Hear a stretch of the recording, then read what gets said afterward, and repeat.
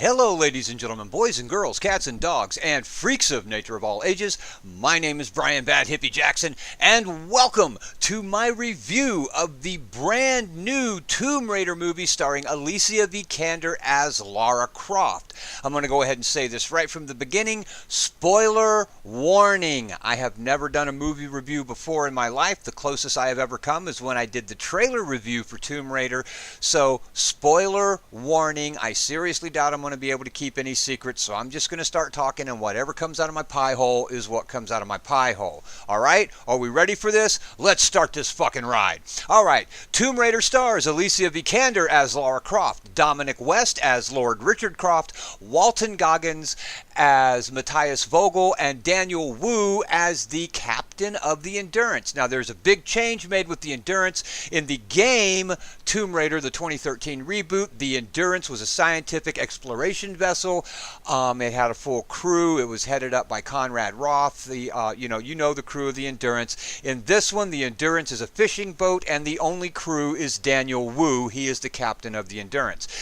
I really wasn't fond of that. I mean, Daniel Wu did a good job, but if you were going to replace Jocelyn Reyes, Conrad Roth, Jonah, Samantha Nishimura, Alec Weiss, Dr. James Whitman, and Grimm with one person, give him a bigger role than he had. Now, Daniel Wu did a very good job, but I was very disappointed that none of the original Endurance crew was there, and there was a very distinct lack of female characters in this movie.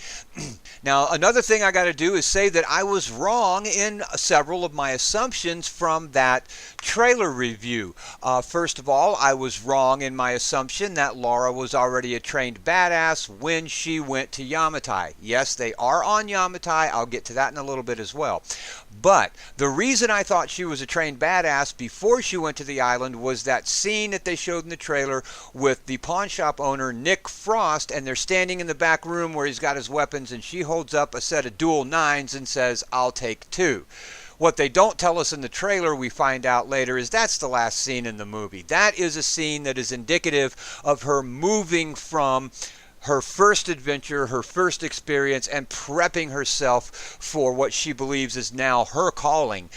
So that was at the very end of the movie. It was quite misleading, and I'm glad that we actually do get to see that origin story. Lara is not trained. She is inexperienced. She has never taken a human life. And when she does have to take her first human life in this movie, it is a very gritty scene, very visceral violence, and the way she kills this guy was very unexpected. I thought they did a great job with it. It was an intense scene. It was an emotional scene.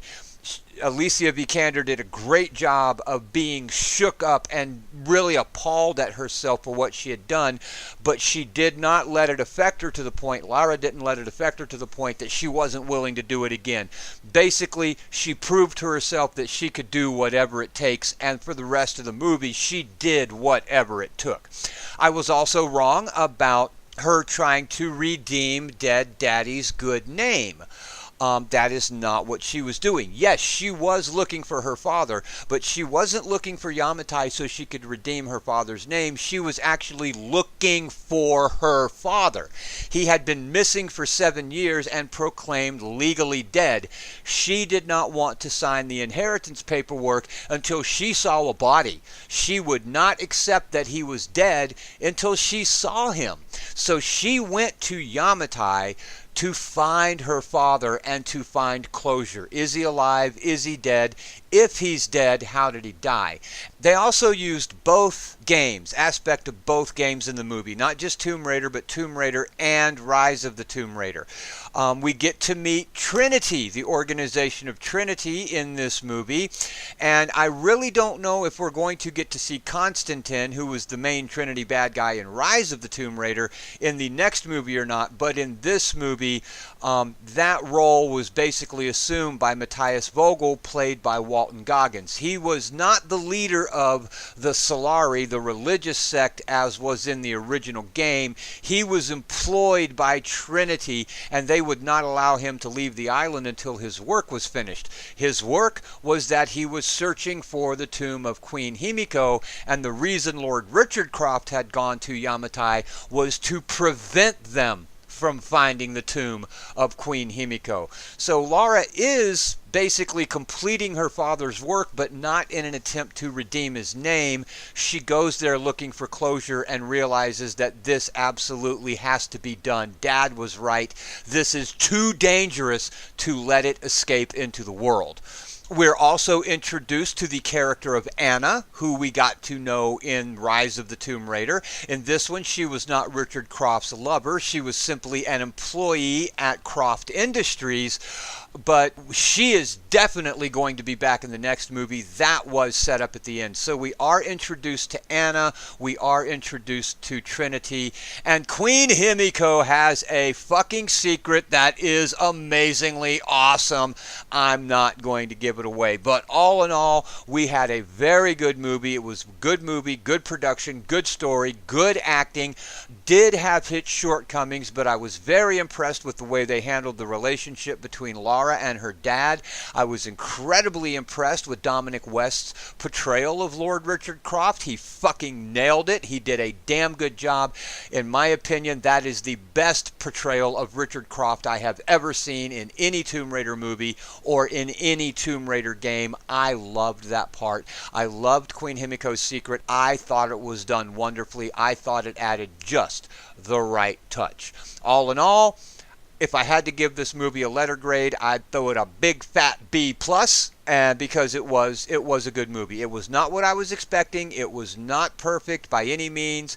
Fans of the Tomb Raider games, you're going to have some stuff you're going to have to wade through that contradicts some of the things that are set up in the games. Just remember, it's not a game, it's a movie. I honestly believe that with this movie, they have set up the possibility of a very good Tomb Raider movie franchise that honestly has the potential to rival the Tomb Raider game franchise. That's my opinion. That's my 2 cents. Please do not forget to check the links in the description below for the Disabled American Veterans and the Wounded Warriors Project. Let's please help support our veterans. If you like the video, then hit the like button, subscribe, and share. Tell your friends and family to hit the like button, subscribe, and share.